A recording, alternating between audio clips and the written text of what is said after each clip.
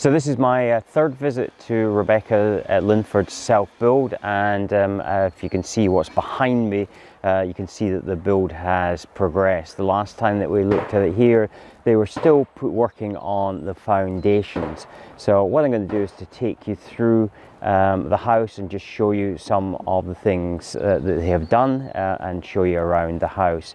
Incidentally, they used block and beam flooring, so this is a different type of technique, and it's kind of interesting the insulation, how this has worked. So I'm just going to show you the insulation first, and then I'll show you inside the house because there's a little bit of area there that's exposed that will allow us to see how this works. So come and join me for a trip around Rebecca Linford's self-build.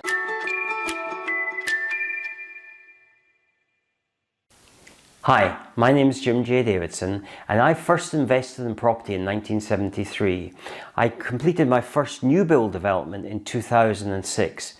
As you can imagine, I've made lots of mistakes along the way, but thankfully I've got some things right, and I've managed to build a property development business. In this channel, I want to help you on your journey and perhaps share some of that knowledge with you. And so through this channel, which I hope you will subscribe to, or through our membership app, which I hope you will join, and incidentally it's free, you can learn a little bit more about building houses and building a property development business. The app is available wherever you get your app from, whether you're on iOS or you have an Android phone, or you can get accesses on desktop, and you'll find a link in the description below. Anyway, I hope you enjoy the rest of this video, and please post your comments in the description below if you have any comments to make. So here we have the insulation that was left over, and I'm just going to show you how this works. So here's the insulation, and as you can see from this edge here, it's sort of like a T-shape. So the block would go there, obviously the one either side of that, so you've got room for the block there.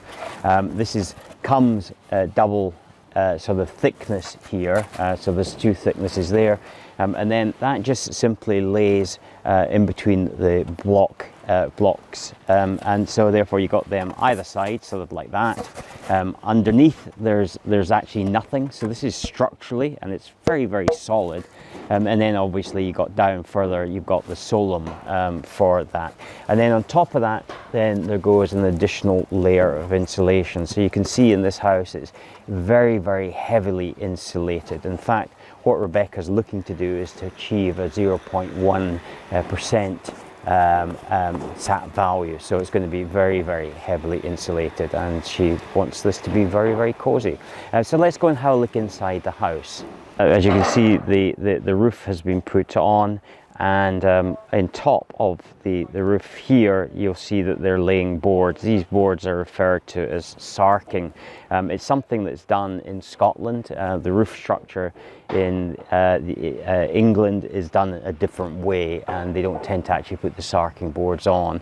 So you'd put a membrane on top of that, and then you would simply put it on the tiles or the slates or whatever the roof covering happens to be, and you actually put battens across to be able to support those.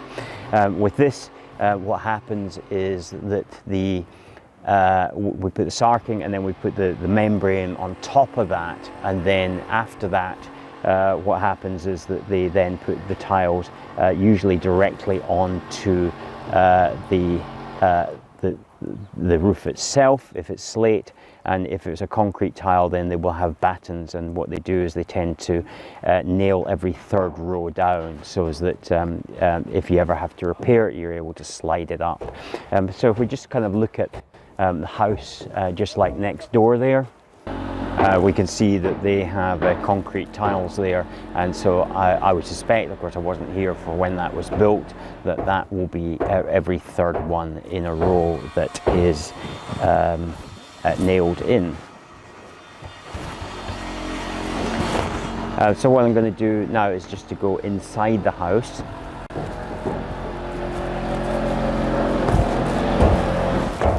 And clearly, you know, with construction happening above you, you've got to have all the right protective gear, and you've got to be aware of things that could be falling.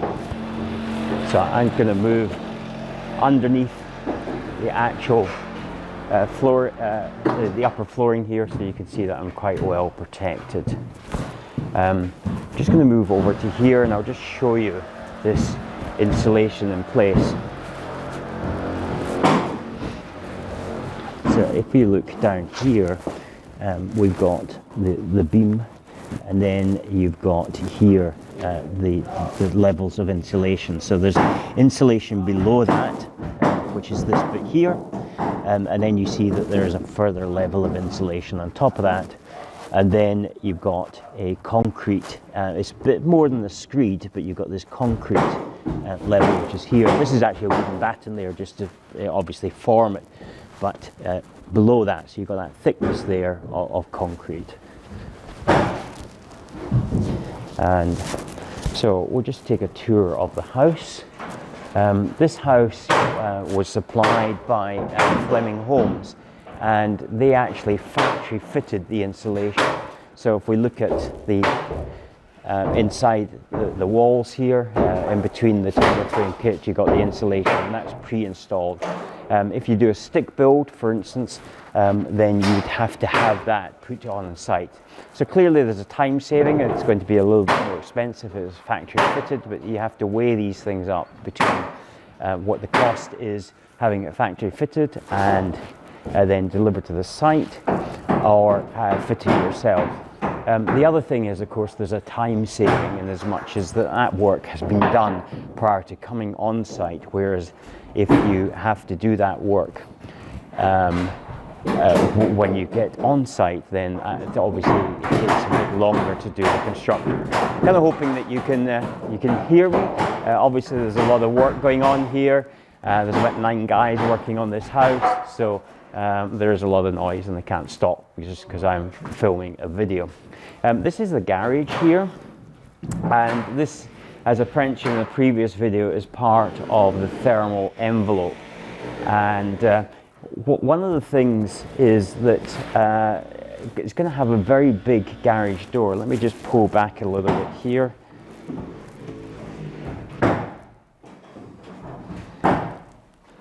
And that is also going to be insulated, otherwise there would be no point in insulating the walls here. So it's all within the thermal envelope. So big double garage, and then we come out into here, which is the utility room, moving into the kitchen area here. There's going to be a central island unit here and a range cooker just over at this side here. Where you can maybe see the ducting there for that. And then as we move out of here, you're going to have an L-shaped living area. So there'll be a dining area, and then I'm just actually going to go through this way just so as I'm protected from the ceiling above. And then you've essentially got the lounge area that is going to be through there. And of course, huge big patio windows there. This is not a door, this is actually a window, but it gives you a nice light aspect coming through from the hallway, because I'm currently standing in the hallway. In fact, I'm actually standing just where the stairway is going to be.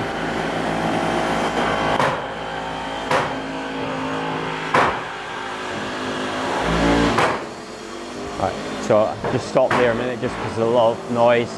Hopefully you can hear me, otherwise yeah. So the stairway is going to go from here, and we're going to go up the stairway there once it's in place. And then off to the left here, we go into a bedroom.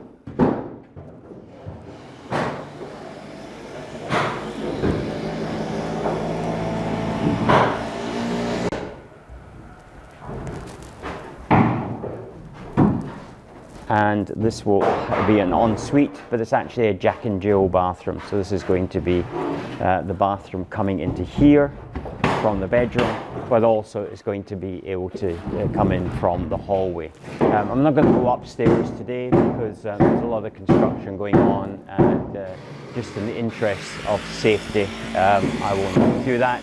It's not my site, so I have to be much more respectful of their situation.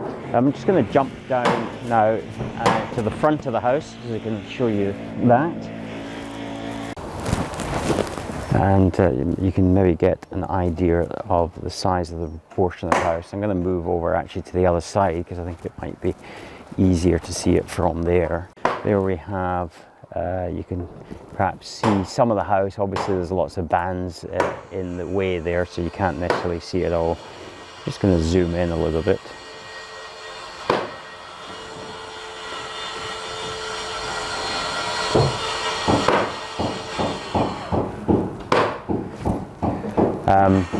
Now actually this sarking only started a couple of days ago, so you can see that they've really rattled on, and it's not even been 2 weeks in constructing the timber frame kit, so very, very fast erection. One of the difficulties with the site is it's got a fairly small area at the front of it, which makes it a very tight site should I say. And therefore the storage of materials and vehicles makes it very difficult to take deliveries. The back area, of course, has got a lot of room, but unfortunately can't be used because the scaffolding has to be erected at the start here. And I just want to show you, as you'll see, the scaffolding here is actually quite far away from the actual building. And this is because the building is going to come up, so you've got an outer layer to come up here, and then you'll have some further work that needs to be done in terms of putting the render on. And so what they use in order to get access to there is these hopper boards, which is, they call them hop up, hop down. So I don't know if you can actually just see that there. Yeah, so you can have usually up to 3 hopper boards. I'm just trying to point them there. So this has got 2 hopper boards there. Another one would actually take them much nearer to that. And in fact, there should be only about 50 centimeters between that, so that there's not enough room for the person working on there to fall down. So, you know, health and safety is obviously a consideration at all times. So with a timber frame construction, the timber frame is sitting on the top of the inner wall there, and so this needs to now be tied in so as it keeps it secure. And so you do that by using these straps. So when the block is built up from the ground here, from where it is, it's at least not on the ground because it's obviously above that now, it's built up, and then when it gets up to here, that will be put underneath one of the blocks, and therefore the next one goes on top of it, and that secures the construction, it secures the kit, should I say, to the actual outer skin of the wall. So the outer skin will then be built up there. And as you see here, we've got essentially we've got the 2 level hopper boards there. This is actually far enough out to take the upper skin. So by the time the upper skin comes up, there'll be a very small gap there. But obviously when they start building, they're going to build from the skin level, and then they're going to bring that up.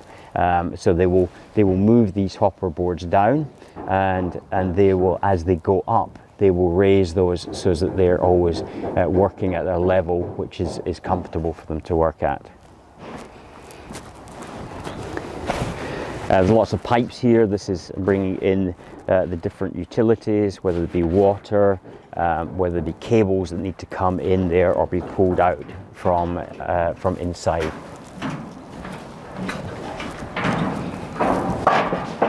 And then we can see here there's actually an exit out. This will be for drainage, so this will be probably sewerage drainage, which then be connected to the sewage system.